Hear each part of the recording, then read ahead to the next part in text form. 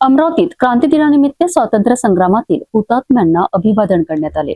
शहीद स्मारकापासून जयस्तंभ चौकापर्यंत काढण्यात आलेल्या क्रांती ज्योती मशाल यात्रेत काँग्रेस पदाधिकारी, कार्यकर्ते आणि माजी सैनिकांचा उत्स्फूर्त सहभाग पाहायला मिळाला।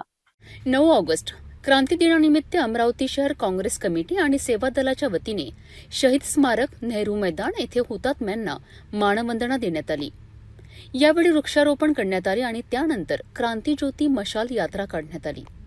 शहराध्यक्ष बबलू शेखावत यांच्या अध्यक्षतेखाली झालेल्या या कार्यक्रमात माजी पालकमंत्री डॉक्टर सुनील देशमुख, मनपा विरोधी पक्षनेते विलास इंगोले यांच्यासह काँग्रेस पदाधिकारी, कार्यकर्ते आणि माजी सैनिक मोठ्या संख्येने सहभागी झालेत।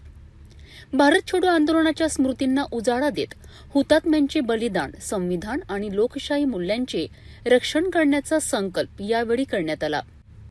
15 ऑगस्ट रोजी ऐतिहासिक जवाहर गेट येथे होणाऱ्या ध्वजारोहण कार्यक्रमाला मोठ्या संख्येने उपस्थित राहण्याचे आवाहनही करण्यात आलेत।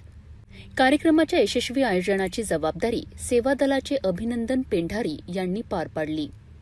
अमरावतीत क्रांती दिनाच्या निमित्ताने निघालेल्या या मशाल यात्रेतून शहीदांच्या बलिदानाला अभिवादन करत लोकशाही आणि संविधानाच्या मूल्यांचे रक्षण करण्याचा संदेश देण्यात आला।